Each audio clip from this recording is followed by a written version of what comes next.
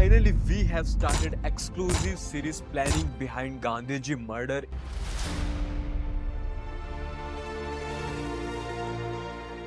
इन deep. So आज हम लोग पार्ट 1 में ये देखेंगे कि इस पूरी मर्डर प्लानिंग में जो भी लोग इन्वॉल्व थे वो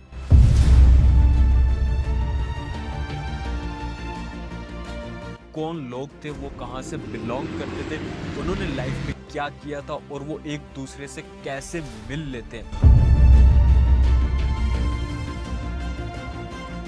और इसके बाद हम लोग पार्ट 2 में ये देखेंगे कि उन्होंने इस मर्डर प्लानिंग को एग्जीक्यूट कैसे किया था।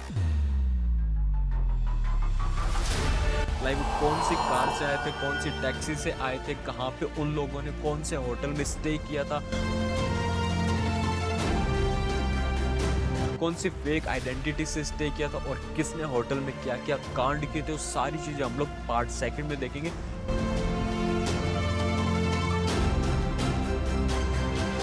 एंड हम लोग पार्ट 3 में ये देखेंगे कि उन्होंने प्लानिंग को बनाया कैसे था, किसने उन्हें वेपन्स दिलवाए थे,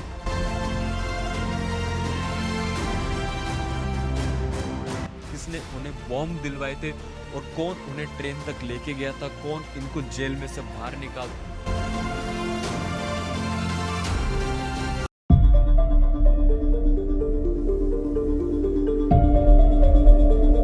महात्मा गांधी को मारने की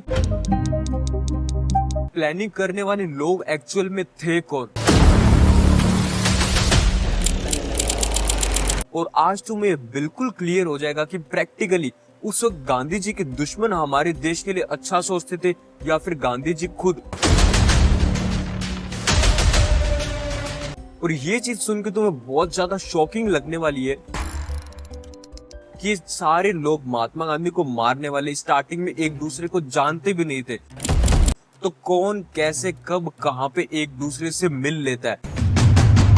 और तुम ये सोच रहे हो कि सारी इन्फॉर्मेशन मैंने कहां से गैदर की, तो मैंने इसके लिए बहुत से आर्टिकल्स रीड किए जिनके लिंक भी तुम्हें डिस्क्रिप्शन बॉक्स में मिल जाएंगे, और जो आर्टिकल्स तुम्हें वीडियो में भी देखने को मिलेंगे, और साथों साथ मैंने एक कंप्लीट बुक भी रीड की है जिसका नॉलेज तुम्हें इस वीडियो में देखने को मिलता रहेगा। So without wasting any more time let's come on सीधा मुद्दे की बात, हाउ इट स्टार्टेड। 8 अगस्त 1947 को बॉम्बे से एयर इंडिया का एक एयरक्राफ्ट दिल्ली जाता है। दिल्ली जहां पे उस वक्त ब्रिटिश गवर्नमेंट हुआ करती थी, लेकिन अब यहाँ पे बहुत बड़ा चेंज आने वाला था। एज आई सेड 8 अगस्त 1947 मींस देश की आजादी के जस्ट 7 दिन पहले इस टाइम तक ब्रिटिश राज ने भारत का एक बड़ा हिस्सा कंट्रोल किया था, जो अफगानिस्तान के पास के पहाड़ों से लेकर म्यांमार के जंगलों तक फैला हुआ था। As you can see in map, यहाँ तक इन्होंने पूरा अपना कंट्रोल कर रखा था, पूरा राज जमा रखा था। बट इन ब्रिटिशर्स का राज खत्म होने वाला था, क्योंकि बहुत जल्द 2 नई कंट्रीज बनने वाली थी, India and Pakistan. But still in 2 नई कंट्रीज को बनने में और देश को आजादी मिलने में स्टिल 7 दिन बाकी थे। और इस टाइम पे जो ब्रिटिशर्स थे वो ये सोच रहे थे कि जो इंडिया में न्यू यंग लीडरशिप आएगी, यहाँ पे यंग लीडरशिप का मतलब ये नहीं है कि जिनकी पॉलिटिक्स में एज कम हो। यहाँ पे यंग लीडरशिप का मतलब ये है कि जो पॉलिटिक्स में नए लोग एंटर करेंगे, जो इंडिया को हैंडल करेंगे, संभालेंगे। वो ब्रिटिशर्स ये सोच रहे थे कि नए लोग इंडिया को नहीं संभाल पाएंगे और इंडिया छोटे छोटे पार्ट्स में डिवाइड हो जाएगा। इवन जिन ब्रिटिशर्स ने रूल किया था उनका भी यही मानना था कि यहाँ पे कोई डिसीजन लेना या कुछ चेंज करना अपने आप में एक बहुत डिफिकल्ट टास्क है, क्योंकि यहाँ पे बहुत से कल्चर हैं, लैंग्वेजेस है, और अब इंडिया को जो न्यू एक्सपीरियंस्ड लीडर्स ट्राई कर रहे थे इंडिया को डेमोक्रेटिक गवर्नमेंट बनाने के लिए। सो इतनी बड़ी चेंज लाने के लिए कुछ लोग अपनी पावर लूज कर रहे थे एंड कुछ लोग अपनी पावर गेन कर रहे थे। और at the same time as I said 1947 इस टाइम पे जो आजादी की लड़ाई हुई उसमें न जाने कितने हिंदू, सिख एंड मुस्लिम अपनी जिंदगियां और परिवार हमेशा के लिए खो दिए। And at another side same time 9 अगस्त को एक Britisher lawyer by the name of sir Cyril John Radcliffe ये इंडिया को डिवाइड कर देते हैं, जिन्होंने कभी एक्चुअल में लाइव जाके पूरा इंडिया देखा ही नहीं था कि कैसे एंड कहां तक डिवाइड करना चाहिए, बट फिर भी कुछ कुछ जगह पे लाइन के साथ बॉर्डर बना देते हैं। इस टाइम पे ऑलरेडी दिल्ली में माहौल अच्छा नहीं था, जैसा कि मैंने तुम्हें बताया बहुत सी जिंदगियां हमेशा के लिए खत्म हो चुकी थी इस आजादी की लड़ाई में, लेकिन फ्रीडम के साथ साथ लोगों को और भी उम्मीद थी। वो किस चीज की उम्मीद थी, वो क्या उम्मीद थी लोगों को, वो तुम्हें वीडियो में आगे पार्ट्स में पता चलता रहेगा। वेट वीडियो में आगे बढ़ने से पहले मैं तुम सभी को कुछ बताना चाहता हूँ। जैसे मेरा ड्रीम है यूट्यूब, वैसे तुम सभी का अपनी अपनी लाइफ में कुछ ना कुछ ड्रीम ऑब्वियसली होगा, और जिसे अचीव करने के लिए बहुत कुछ लगता है। जैसे पॉजिटिव एनर्जी आना बहुत ज़रूरी है, पॉजिटिव थॉट आना बहुत ज़रूरी है, तब कहीं जाके हम अपने ड्रीम को मैनिफेस्ट कर पाते हैं और उसे अचीव कर पाते हैं। So I have something for you, a completely brand new Hanuman Chalisa pendant, जिसपे कंप्लीट हनुमान चालीसा लिखा हुआ है, जो तुम्हें हर वक्त पॉजिटिव थॉट देता है एंड पॉजिटिव एनर्जी फील करवाता है, जिससे तुम लोग अपनी ड्रीम को मैनिफेस्ट काफी इजीली कर सकते हो। And lots of more positive energy products only on karlhar.in. So go and place your order now and get 50% off by using code NEW50. So don't wait, go now. But अभी के लिए हम लोग उस DN438 वाले aircraft पे वापस आते हैं, जिसके अंदर हिंदू महासभा कम्युनिटी के 3 मेंबर्स बैठे हुए हैं। हिंदू महासभा कम्युनिटी बेसिकली एक ऐसी कम्युनिटी है जिसके अंदर हिंदू धर्म को प्रायोरिटी दी जाती है कि कैसे हिंदू धर्म को बचाया जाए, कैसे हिंदू धर्म को बढ़ावा दिया जाए। और जो 3 मेंबर्स इस एयरक्राफ्ट में बैठे थे हिंदू महासभा के, first is Nathuram Godse and second is Narayan Dattatreya Apte and third one is Vinayak Damodar Sarkar. Let's सी कि इन तीनों का और हिंदू महासभा कम्युनिटी का कितना बड़ा रोल था गांधी जी को मारने में, और इनकी क्या प्लानिंग। महाराष्ट्र के नासिक के पास एक छोटे से गांव में bye the name of Bhagur के एक चितपवन ब्राह्मण फैमिली में 28 में 1883 को विनायक दामोदर सरकार का जन्म होता है। चितपवन ब्राह्मण एक मराठी ब्राह्मण कम्युनिटी है जो महाराष्ट्र में अक्सर देखने को मिलती है। धीरे धीरे विनायक को प्यार से लोग तत्या भी कहने लगते हैं, जिससे पॉलिटिक्स से बहुत लगाव होने लग जाता है। एक दिन विनायक रिनबक राव मास्कर एंड रावजी कृष्ण पागे के साथ मिलते हैं एंड ईयर 1904 में मित्र मेला शुरू करते हैं, जिसे हम आज की डेट में अभिनव भारत सोसाइटी भी कहते हैं। उस वक्त मित्र मेला का काम होता था लोगों में देशभक्ति जगाना और उन्हें ब्रिटिश शासन के खिलाफ खड़ा करना। युवा पीढ़ी को अक्सर ये कम्युनिटी टारगेट करते थे। टारगेट करने के बाद रिवोल्यूशनरी एक्टिविटीज के लिए ट्रेनिंग देते थे, जिसमें फिजिकल फिटनेस, आर्म्स ट्रेनिंग और गुरिल्ला वॉरफेयर की ट्रेनिंग देते थे। गुरिल्ला वॉरफेयर वो होता था जिसके अंदर छोटे छोटे ग्रुप्स को छुप के किसी पे सरप्राइज अटैक करना सिखाया जाता था एंड वहां से अटैक करके जल्दी से वापस भाग के आ भी जाना था। अक्सर ये जो गुरिल्ला वॉरफेयर की जो ट्रेनिंग है पहाड़ों में, जंगलों में अटैक करने के लिए सिखाई जाती थी ब्रिटिशर्स पे। एंड रिवोल्यूशनरी एक्टिविटीज के लिए अपकमिंग प्लान बनाते थे कि कब, कैसे एंड कहां पे क्या करना है। विनायक के ब्रदर, जिन्हें लोग बाबा राव भी कहते थे, वो भी इस मित्र मेला कम्युनिटी के एक पार्ट थे, मेंबर थे। लेकिन अब उसके बाद में ईयर 1906 में विनायक ये सोचते हैं कि मेरे को लॉ कर लेना चाहिए, क्योंकि लॉ करने के बाद विनायक को ब्रिटिशर्स का लॉ समझने के लिए बहुत ज्यादा हेल्प होगी और वो अपने रिवोल्यूशनरी गोल्स को काफी इजीली अचीव कर पाएंगे। तो अब विनायक लंदन जाते हैं लॉ पढ़ने के लिए एंड लंदन जाने के बाद में लॉ पढ़ने के साथ साथ वो वहां पे एक बुक भी लिखते हैं जिसका नाम था first revolutionary war for independence, the history of the first war of Indian independence 1857। जिस बुक में बेसिकली बताया गया था कि कैसे यह लड़ाई मेरठ से शुरू हुई और फिर पूरी नॉर्थ इंडिया में फैल गई। इसमें मंगल पांडे, रानी लक्ष्मीबाई, बहादुर शाह जफर जैसे कई सारे हीरोज का जिक्र किया गया था। ये किताब में ये भी बताया गया था कि किस तरीके से ब्रिटिशर्स ने इस लड़ाई को दबाने की कोशिश की और कैसे फाइनली उन्होंने वापस इंडिया पे कंट्रोल जमा लिया था। इसलिए ये बुक को देखते हुए ब्रिटिशर्स ने इस बुक पे बैन भी लगा दिया था। अब इसी टाइम पे विनायक का लंदन के जो रिवोल्यूशनरी एक्टिविस्ट थे उनसे मिलना हो जाता है और उनमें से एक पर्सन होते हैं by the name of Madan Lal Dhingra, जिनका विनायक की कम्युनिटी मित्र मिला से कोई डायरेक्ट कनेक्शन नहीं थे, बट विनायक से लंदन में मिलना हो जाता है। ईयर 1909 में एक British person by the name of sir Curzon Wyllie, जो कि ब्रिटिश अफसर थे, उनका मर्डर हो जाता है थ्रू मदन लाल धिंगरा।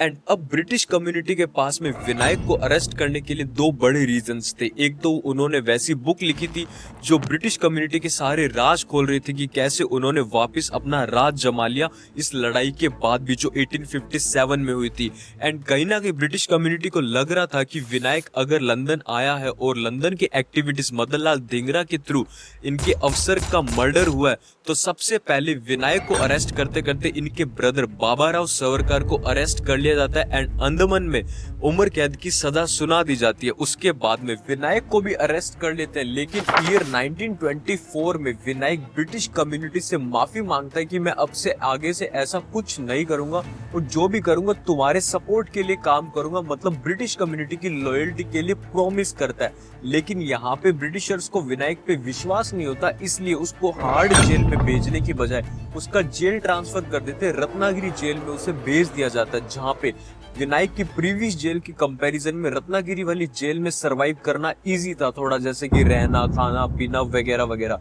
लेकिन विनायक दामोदर सावरकर यहाँ पे भी छुप छुपा के एक दूसरी बुक और लिख देते हैं by the name of essentials of Hindutva. And इसके बाद जेल में थे, जहाँ पे इन्होंने छुप छुप के बुक लिखी थी, वहां पे एक दिन इनसे जेल में नथुराम गोडसे मिलने आते हैं। Let's begin to our second character Nathuram Godse. 19 मई 1910 को पुणे के पास पसरनी विलेज में एक ब्राह्मण फैमिली में जन्म होता है, लेकिन गोडसे के होने से पहले इस फैमिली में 3 लड़के और हुए थे जो ज्यादा सरवाइव ही नहीं कर पाए थे।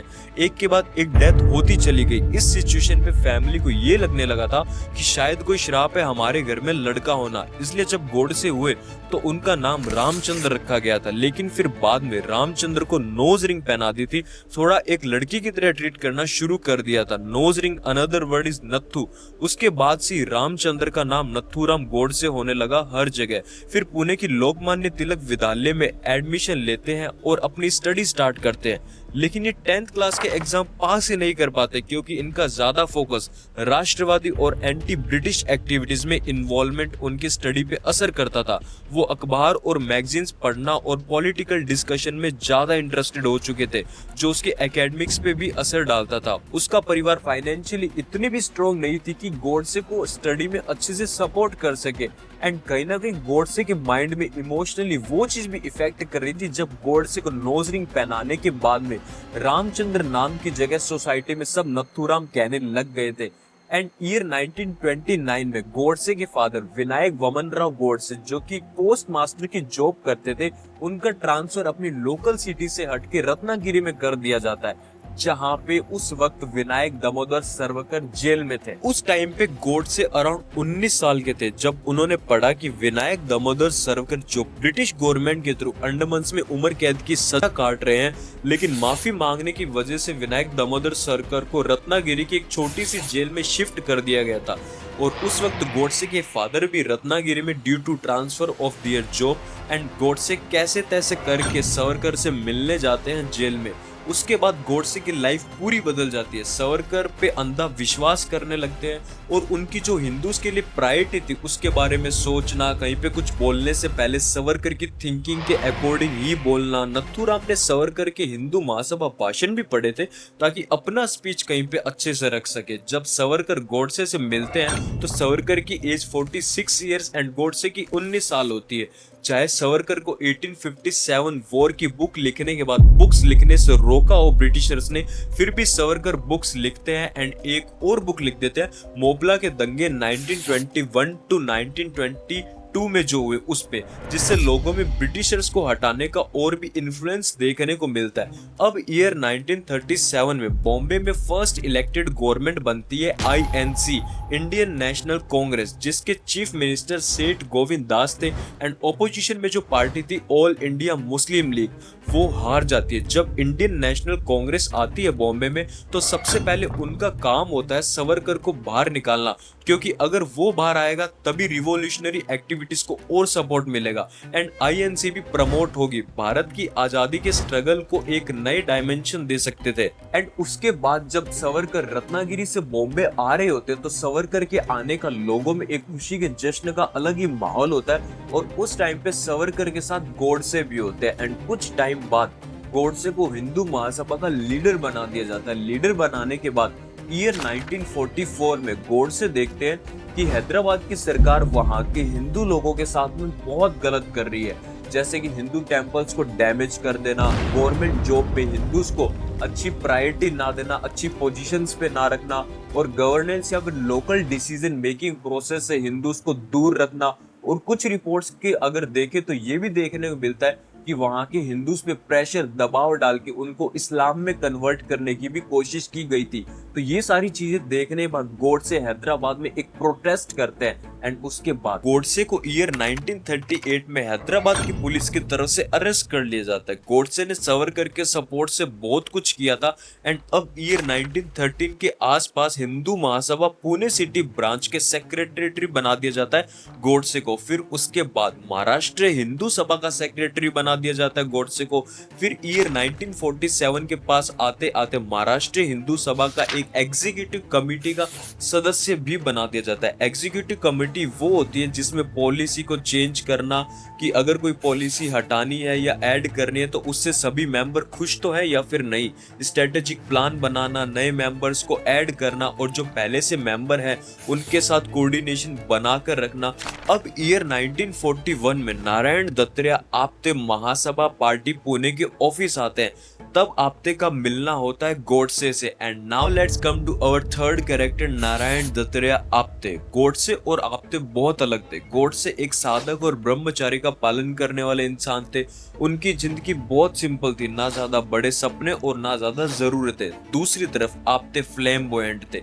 वो एक अच्छी मिडिल क्लास ब्राह्मण फैमिली से थे और वेल एजुकेटेड थे। उनके पास ग्रेजुएट डिग्री थी। वो शराब पीते थे, ड्रिंक करते थे, सिगरेट पीते थे और उनकी नजर हर जगह थी। आपते को फिल्में देखना बहुत पसंद थी। वो शादीशुदा थे और उनकी 2 बेटियां भी थी। गोडसे और आपते में टाइम के साथ साथ अच्छा रिलेशन बन गया।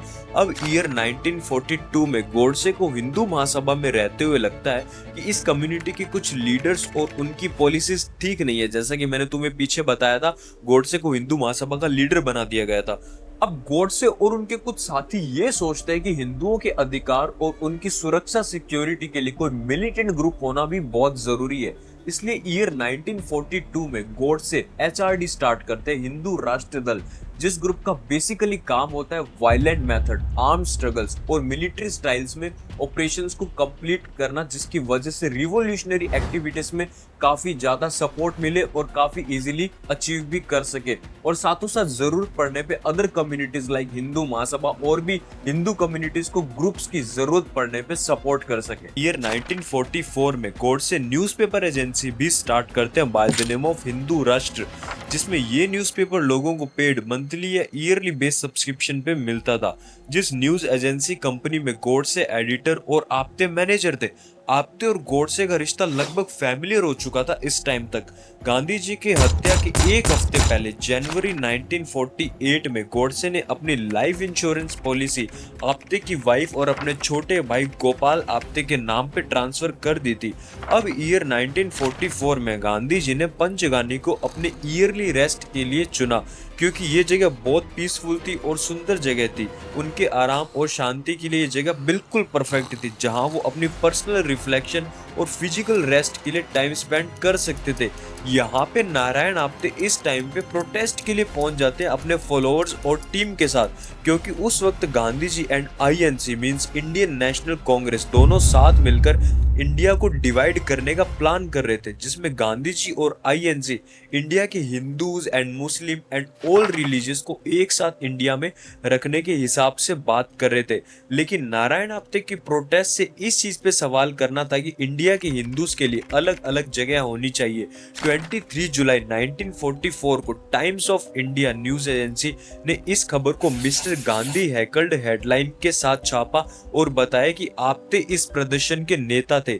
दैनिक अग्रणी जो कि एक न्यूज एजेंसी है, उसने भी इस घटना को रिपोर्ट किया, लेकिन थोड़े अलग नजरिए से। उसने फ्रंट पेज पे एक आर्टिकल छापा जिसमें आपते की फोटो थी और कैप्शन में था, I denounce you 100 times because you have considered Pakistan, जिसका मतलब होता है मैं तुम्हें 100 बार निंदा करता हूं क्योंकि तुमने पाकिस्तान को मान लिया है एक साथ रहने से। एंड ये सब होने के बाद नारायण आप्टे को अरेस्ट कर लिया जाता है। आई होप अब तुम्हें ये समझ में आ गया होगा कि उस DN-438 वाले एयरक्राफ्ट में वो 3 हिंदू महासभा के मेंबर्स थे कौन और उनका पास्ट क्या बोलता है, उन्होंने अपने पास्ट में क्या क्या कर रखा है। उस दिन DN-438 एयरक्राफ्ट में नारायण आप्टे आने से पहले अहमदनगर की हिंदू महासभा के सेक्रेटरी विष्णु करकारे से मिलते हैं। विष्णु करकारे जो कि पर्दे के पीछे बहुत सी चीजें करता था, जैसे कि हिंदू महासभा के इंटरनल अफेयर्स को मैनेज करना, मीटिंग्स और इवेंट्स को ऑर्गेनाइज करवाना और संगठन की एक्टिविटीज को कोऑर्डिनेट करना।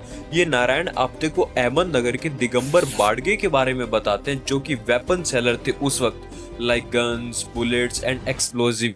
ईयर 1946 के एंड या फिर 1947 के स्टार्टिंग में दिगंबर बाड़गे को गोडसे के हिंदू राष्ट्र दल मेंबर बना लिया जाता है। बाड़गे ने ईयर 1942 में वेपन सेलिंग शुरू किया था। तब से वो कश्मीर टू हैदराबाद तक के हिंदू के लिए हथियार, गोलियां, विस्फोटक बेच रहे थे। उन पर आर्म एक्ट्स के तहत 3 बार मुकदमा चला, लेकिन हर बार बरी हो गए। आप्टे उनसे जुलाई 1947 के एंड में मिले और उनसे कुछ हथियारों का इंतजाम करने को बोला, जिसमें आप्टे 1200 रुपए की एक स्टैन गन लेते हैं, जिससे पूरे पाकिस्तान नेतृत्व को खत्म किया जा सके जब पाकिस्तान कॉन्स्टिट्यूट असेंबली दिल्ली में सेशन चल रहा हो। इससे आप्टे का जो गुस्सा था इंडिया में हिंदू मुस्लिम को सबको साथ में रखने वाला, वो गुस्सा दिखाया जा सके, इसलिए आप्टे स्टैन गन लेते हैं दिगंबर बाड़गे से। तो जब एयरक्राफ्ट DN-438 दिल्ली में लैंड होता है तो सारे एक और मिलिटेंट लीडर से मिलते हैं by the name of Dattatreya Parchure, जो कि ग्वालियर से होते हैं और इनकी ऑर्गेनाइजेशन का नाम होता है HRS, हिंदू राष्ट्र सेना, जो कि हिंदुत्व के लिए काम कर रही होती है, जिसको हिंदू महासभा के इंटरनल रिकॉर्ड में 13 मार्च 1945 में मिलिटराइजेशन सेक्शन में अपडेट करते हैं और उसमें लिखा जाता है कि इनके पास 200 बॉयज, 12 अखाड़ाज हैं, जिसमें 200 प्लस आदमी है। अब इनको भी हिंदू महासभा में इन्वॉल्व कर लेते हैं इन सेक्शन ऑफ मिलिटेंट। तो जब ये फ्लाइट लैंड कर जाती है, वहां विष्णु करकारे भी आए हुए होते हैं as an meeting related to Hindu Mahasabha, और करकारे भी अहमदनगर हिंदू महासभा के सेक्रेटरी थे। तो एक तरीके से इनडायरेक्टली या डायरेक्टली कह लो सबका मिलना हो जाता है। और इस मीटिंग के लिए जहां सब स्टे कर रहे थे, वहां पे करकारे प्रचुरे के साथ स्टे कर रहे होते हैं। उनके बीच जो बातचीत होती है कुछ ऐसी होती है कि प्रचुरे और विनायक दामोदर सरवकर के साथ एक मीटिंग हो जाती है।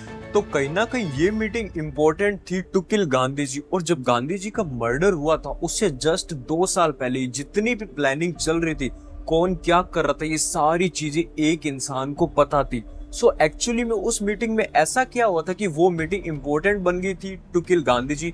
और वो इंसान कौन था जिसे सब कुछ पता था गांधी जी के मर्डर के 2 साल पहले क्या क्या हो रहा है। ये सारी चीजें तुम्हें पता चलती रहेगी आने वाले पार्ट्स में। लेकिन अगर अभी तक तुमने एक लाइक और सब्सक्राइब नहीं किया है तो क्या कर रहे हो यार, तुम्हारे 5 सेकंड के काम से हमें बहुत ज्यादा सपोर्ट मिलता है। सो एक लाइक करने के साथ साथ चैनल पे नए हो तो सब्सक्राइब करके बेल आइकन को प्रेस करके ऑल पे जरूर सेलेक्ट कर लेना। इससे तुम्हें भी एक बेनिफिट होगा कि तुम्हें यूट्यूब तुम्हारे होम पेज पे इस तरीके की और भी अच्छी अच्छी वीडियोस रेकमेंड करेगा, मेरे चैनल की नहीं सभी चैनल्स की।